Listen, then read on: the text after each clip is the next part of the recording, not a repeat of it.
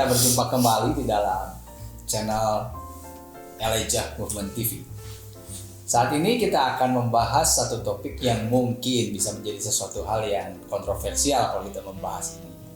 Dan tapi melihat fenomena ini sangat perlu untuk kita sama-sama bahas, jadi kita akan sama-sama mendiskusikan tentang topik ini. Di mana topik itu kami beri judul LGBT itu harus. Wah, ini LGBT itu harus. Nah, ini kan banyak yang lagi heboh nih sekarang LGBT. Nah, Om Dici, gimana pengalaman tentang dunia LGBT? Sebentar, supaya tidak salah persepsi. Makanya harus dengar dulu dari awal sampai ini bahaya. Benar. Dari 1 menit pertama, 2 menit pertama sudah pasti sesat. Harus didengar sampai akhir. Yes. Nah, LGBT itu harus. Wah, aduh. Seperti apa? Harus. Kalau arti LGBT itu adalah lu, gue, butuh Tuhan. Itu harus. Jadi kalau kita butuh Tuhan. Atau ada ini lagi arti yang ini ada cukup menggelitik lagi apa tadi? Nah, itu mah kesenangan Om Niko. Oh, benar Niko ya. Lempar, gehu, bala-bala, tempe. Itu doyan gue. Itu mau seleranya Om Niko. Bercanda artinya apa? Bercanda. Laki gua bukan tante. Laki gua bukan tante. Oh ya memang laki kan bukan tante ya. Kalau itu laki-laki itu om ya, bukan tante. Nah, maksudnya gini, si istrinya bilang mau laki-laki gua tuh memang cowok bukan cewek. Betul. Nah, menarik ya. Jadi kita sudah ini dulu, samakan dulu persepsinya ini LGBT yang seperti apa yang harus gitu ya. Yang pastikan LGBT di mana kita semua sepakat bahwa dalam hidup itu kita perlu Tuhan ya. Tapi kita akan tetap membahas tentang isu LGBT ya, di mana tentang LGBT ini menjadi sesuatu hal yang perlu untuk kita memberikan pandangan-pandangan yang kita sama-sama sepakati bahwa firman Tuhan ngomong apa sih tentang ini ya. Oke, kita bisa ini dulu lihat fenomena yang terjadi ya saat ini tentang LGBT gimana sih ini ya. Nah, menarik. Jadi sebelum masuk ke data ini, Bro Sandy, sebetulnya simpel sih bahwa LGBT itu kan sebetulnya lesbian, gay, biseksual, transgender. Yes. Nah, nanti kita akan bahas ya, menyukai sesama jenis, lain jenis, bahkan intersex atau yang lain. Sebetulnya Alkitab nanti akan diterangkan lebih lanjut. Ya kita simpel aja lah ngobrolnya.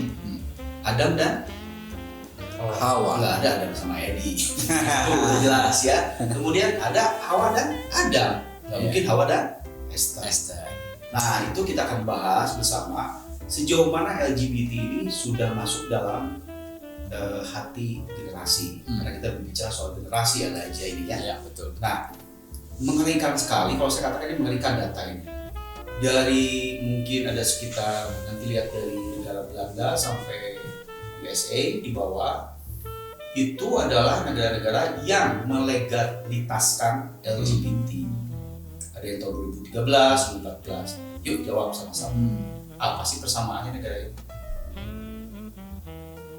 Ya, kebanyakan mereka itu yang memperkenalkan Injil kepada negara-negara Wah, tajam. Asia. Tajam.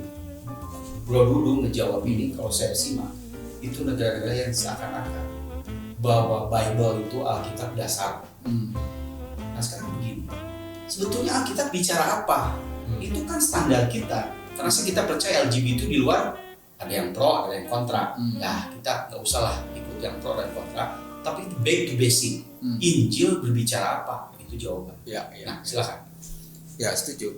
Nah, gini, kita sama-sama sepakati bahwa ini menjadi sebuah fenomena dunia, bahkan jadi generasi ini menjadi sebuah tantangan tersendiri ya. Karena kan kalau seandainya kita lihat bahwa di sekitar kita sudah kita sering kali lihat bagaimana yang seperti tadi lesbi, gay itu udah menjadi hal yang mungkin lebih bisa diterima atau ditoleransi di dalam generasi akhir-akhir ini gitu. Betul. Nah, apakah memang seperti itu adanya yang harus kita sama sikapi? Dan bagaimana firman Tuhan yang jelas menjadi panduan kita ngomong tentang ini? Ya. Karena kita bukan lagi menganut kepada pandangan-pandangan sekuler tentang ini. Ya. Kita semua sepakat bahwa kita mau mengikuti apa yang Alkitab katakan. Iya. Nah, Nah. ini kita mau sama-sama bahas ya. Nah sebelum kita mengatakan, dan penting sekali ya, ini saya dengar dari seorang pakar, sudah adalah, saya lupa namanya siapa, hanya mendengar, tapi sebuah hal yang luar biasa. Ya kita harus sepakat sekarang di negara luar, di luar Indonesia, LGBT kan tadi sudah disahkan. Berarti kalau kita sebagai pendeta atau hamba Tuhan yang ingin mensahkan pernikahan, Pernikahan sejenis jelas, maksudnya. jelas pernikahan yang sejenis kita tolak, itu kita dihukum. Kena Itu udah hukum. jelas, bukan rahasia umum Iya. lagi. Tapi bersyukur di Indonesia, karena undang-undangnya katanya begini, sepasang suami istri kalau di luar negeri, gitu ya kurang lebih. Tapi kalau di Indonesia spesifik itu Pria. seorang pria dan seorang wanita. Bersyukur sekali untuk bangsa kita ya. Iya. Nah, silakan tadi Ya. dosen gimana? Ya paling tidak kita perlu mensyukuri bahwa undang-undang di negara kita masih mendukung yang memang pernikahan pria dan wanita. Betul. Ya, jadi kita perlu bersyukur ya tentang kebijakan ini yang masih tetap dipertahankan dan dijaga ya. Nah itu dari sisi undang-undang kita semua jelas ya tentang ini. Nah sekarang kita akan bahas tentang bagaimana pandangan Alkitab, firman Tuhan. Tapi sebelum ke situ, di Indonesia kan pria dan wanita memang di satu sisi masih bersyukur, tapi yang fenomena yang perlu diperhatikan adalah ada pria yang mengubah identitasnya jadi wanita, Transgender ya. ada wanita yang mengubah identitasnya jadi pria. Ini terlepas bukan masalah hormon atau apa, tapi memang yang benar-benar dia berubah identitas, kemudian mereka menikah, bisa. Betul. Nah ini kan fenomena juga kan. Maksudnya ya kita juga harus benar balik lagi berdasarkan kebenaran firman. Nah. Karena kalau dari sisi hukum mungkin masih ada celah-celah. Betul. Terus kemudian negara-negara ini saya juga berpikir kenapa mereka bisa melegalkan seperti ini. Mungkin mereka hanya melihat dari sisi kemanusiaan, Sisi dari sisi humanistik hak, ya. Betul. dari sisi adopsi bahwa mereka juga manusia yang perlu dimanusiakan. Betul. Ya. Tapi ya balik lagi kebenaran firman yang harus jadi landasan utama. Yes. Ya. Melebihi dari semua hak-hak manusia, semua hal-hal yang bicara soal kemanusiaan. Karena nanti kita lihat efeknya seperti apa kalau ini dilegalkan. Kan? Betul. Kita dengarkan dulu ini Pak Pendeta mau Pak Pendeta. silakan. Mungkin ada satu ayatnya di Roma pasal 1 ayat 24 27 ya, ini kayaknya nggak semuanya ditulis di sini ya. Jelas di sini dibilang bahwa karena itu Allah menyerahkan mereka kepada keinginan hati mereka akan kecemaran sehingga mereka saling mencemarkan tubuh mereka dan selain. Nah, selanjutnya kata Allah menyerahkan itu bukan berarti Allah menyetujui gitu ya. Tapi ini karena kedegilan hati. Karena pemberontakan orang-orang akan kebenaran. Ya, kalau baca di ayat selanjutnya di situ dibilang manusia menggantikan kemuliaan Tuhan ya dengan hal-hal yang fana. Itu yang membuat Tuhan tuh akhirnya ya udah kalau lu milih begitu ya silakan. Tapi ini sebenarnya sebuah hal yang mengerikan kalau Tuhan sampai udah ya udah terserah lo lah gitu ya. Lu mau melakukan apa dan dampaknya kan akhirnya kita bisa lihat bagaimana mereka hidup secara nggak wajar. Laki-laki dengan laki-laki, perempuan dengan perempuan, itu sebenarnya penyimpangan yang jelas sekali Alkitab tuh mengatakan bahwa itu kekejian, Dosa dan dosa kebencian di mata Tuhan. Ya. Jadi perilaku inilah sebenarnya yang menjadi kekejian di mata Tuhan. Tapi Tuhan sebenarnya mengasihi akan jiwa-jiwanya. Ini Imamat juga jelas ya, Bro Niko ya. Betul. Ya. Jangan engkau tidur dengan laki-laki secara orang bersetubuh dengan perempuan.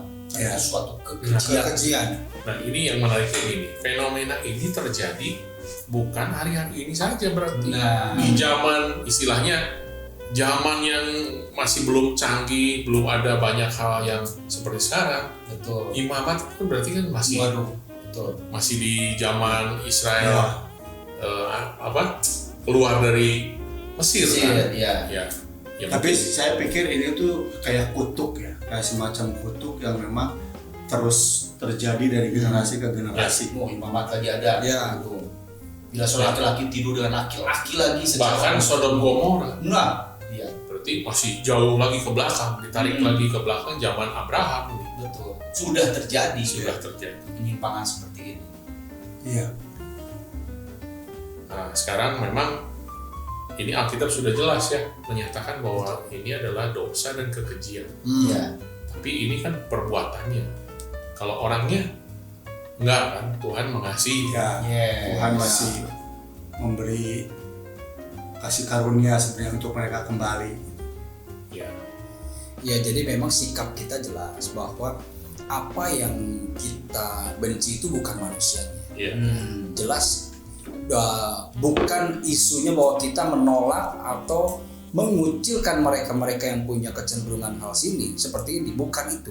Tetapi kita justru merindukan bahwa mereka boleh kembali kepada kebenaran firman Tuhan gitu ya. Itu yang kita harus sama-sama ini. Jadi tidak ada lagi persepsi bahwa kami kaum-kaum yang seperti demikian itu tidak diterima. Bukan masalah diterima atau tidak, sebagai pribadi mereka dikasihi ya, tapi dosanya yang kita harus sama seperti dengan dosa-dosa yang lain. Mereka juga bercandu segala macam juga dosanya kita benci gitu, tapi orangnya kita rangkul gitu ya. Itu yang kita sama-sama perlu sepakati ya. Sama perzinahan, perzinahan meskipun antara pria dan wanita juga sama kan. Iya. Itu sebuah dosa, kekejian, tapi Tuhan mengasihi. Betul. Yes. Orangnya. Jelas ya firman Tuhan itu keji ya, dosa ya. Yes.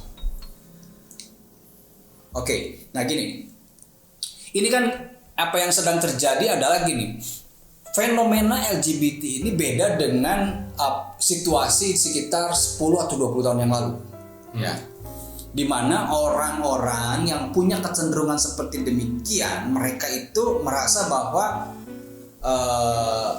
secara sanksi sosial itu terjadi.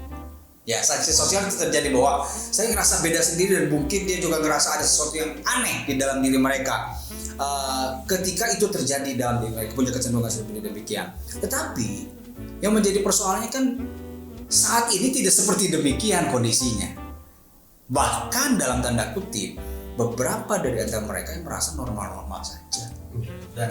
Berani tampil bahkan di depan umum. Bahkan kita ngelihat ada beberapa tokoh-tokoh negara, tokoh-tokoh dunia. Nah, ini tokoh dunia nih. Mereka yang akhirnya berani mengekspos dirinya di hadapan dunia bahwa saya sebagai seorang LGBT. Nah, masalahnya perbedaan dengan zaman dulu apa? Kalau zaman dulu kan belum ada media sosial. Jadi mereka yang punya kecenderungan seperti ini ya Terlihat. Terisolasi, beritanya pun ya sekitar lingkungannya. Kalau sekarang kan orang bisa mengakses dan bisa menemukan banyak hal tentang seperti ini, dan orang-orang jadi seperti kelihatannya seperti gua nggak sendiri. Yes. Banyak ternyata yang seperti ini. Dan mulai berani menunjukkan jati diri. Iya. Betul.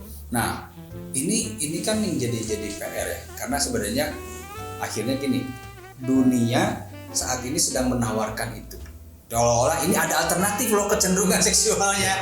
Bahkan mungkin yang dulu kalau zaman kita masih kecil nih, kita nggak pernah punya gambar di mana orang pria dengan pria, wanita dengan wanita, nggak ada gambar itu. Sehingga ketika kita melihat fenomena itu, ada satu penolakan di dalam batin kita, nurani kita, bahkan dari konsep kita.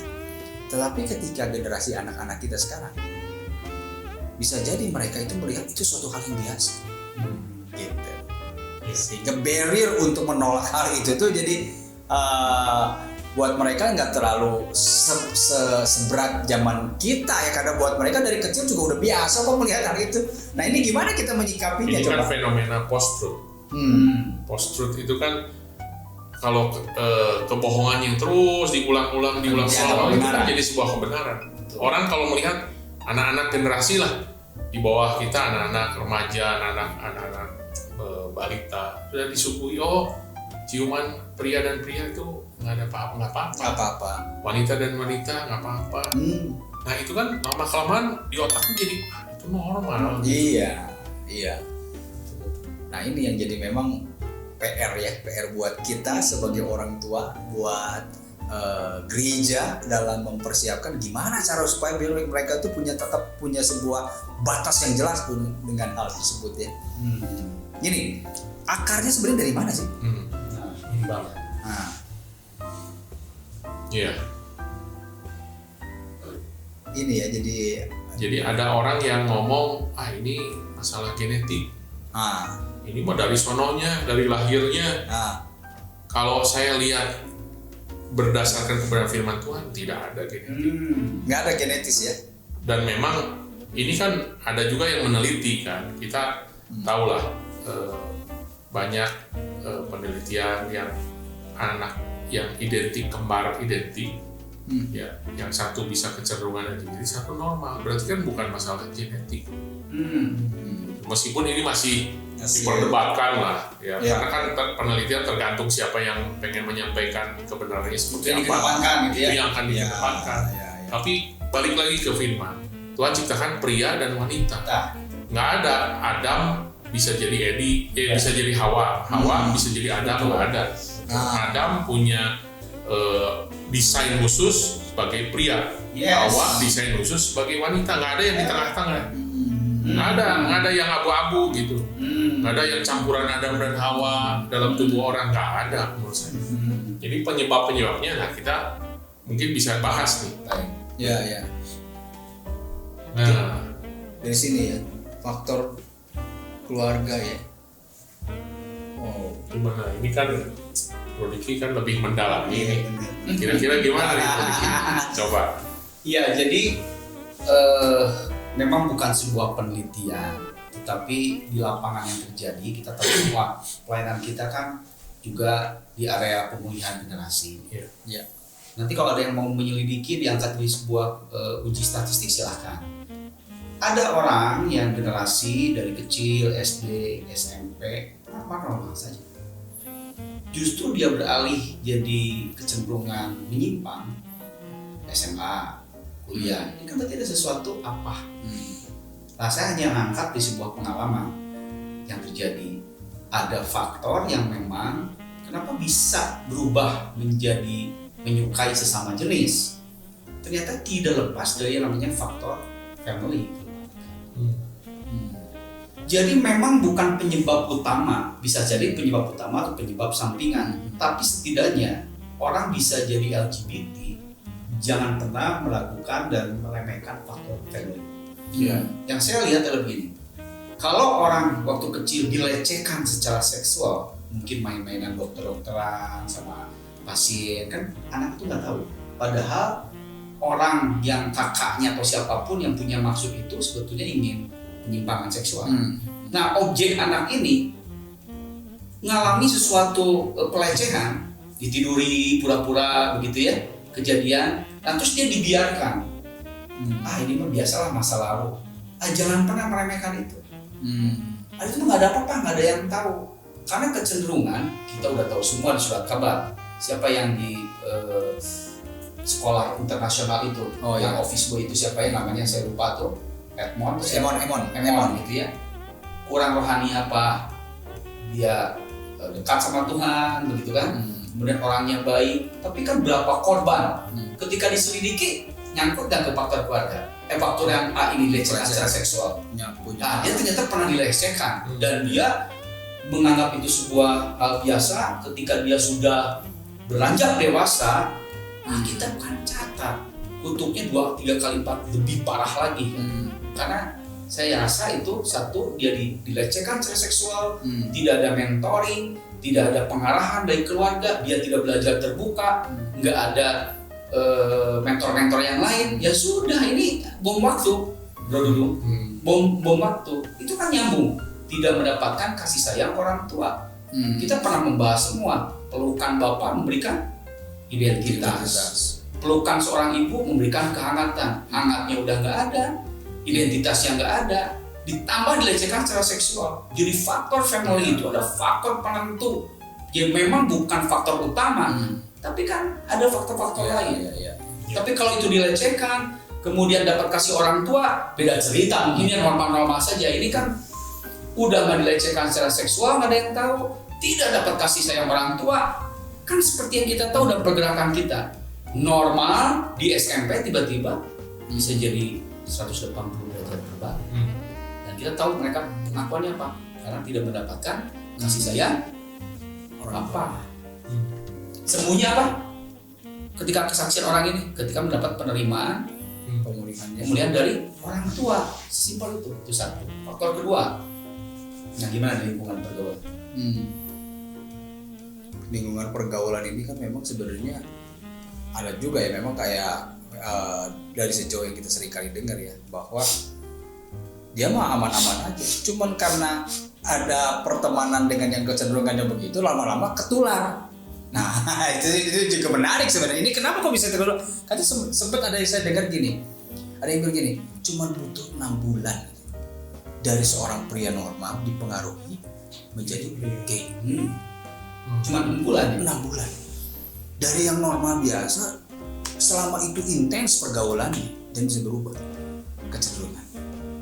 Nah, berarti kan ini menarik. Selain dari sisi dari keluarga, mungkin dari masalah keluarga bisa jadi kasih sayang, mungkin juga sejak dalam kandungan penolakan gender, dia dideteksi wanita, orang tuanya pengen jadi pria, pokoknya harus pria, jadi akhirnya wanita yang diinginkan sebagai pria, atau sebagian sebaliknya pria yang diinginkan sebagai wanita, akhirnya dia merasa terkurung dengan apa tuh namanya jenis kelaminnya dia. Nah, sisi pergaulan juga ini bisa terjadi di mana saling mempengaruhi, menularkan. Nah ini sesuatu hal yang perlu kita sama-sama waspadai ya, karena memang mungkin kita dari keluarga baik-baik saja, kita tidak ada penolakan segala macam, cuma ketika ada seseorang yang mulai mempengaruhi itu dalam pergaulannya, bisa kecenderungan terjadi.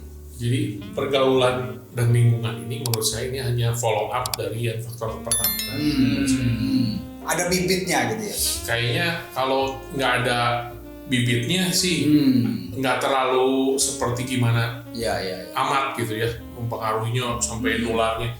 Justru karena misalnya gini, dia dilecehkan, terus dia simpen nggak ada yang tahu, terus ketemu lingkungan yang memang memperlakukan seperti itu sama jenis. Dia itu kan sebenarnya udah punya bibit, dulu dilecehkan, gua pengen bales nih.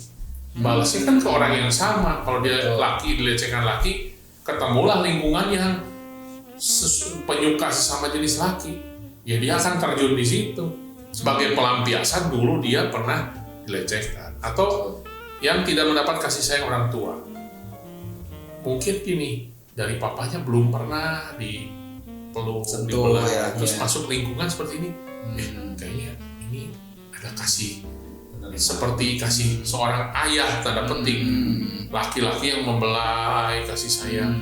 Nah ini kan merupakan sebuah jawaban kan kalau buat orang seperti ini kan, lingkungan seperti ini mungkin itu lebih cenderung follow up menurut saya. Kalau ini yang tidak dibereskan, ketemulah lingkungan yang seperti itu, ya semakin jadi. Ada statistik yang mengerikan kan, Ya. ketika anak ditolak Sejak dalam sejak kandungan itu, dia sudah ada memori dan di dalam faktanya sudah ada pemberontakan terhadap mamah dari itu. Ya. Jadi orang yang ditolak itu nggak tahu kenapa dalam masa 3 bulan ini sudah pasti benci mamanya. Ya. Nah ini faktor-faktornya kan itu tidak dapat kasih orang tua. Ya. Akan jadi bola salju bergulir, sentuh dengan pergaulan, sentuh dengan lingkungan,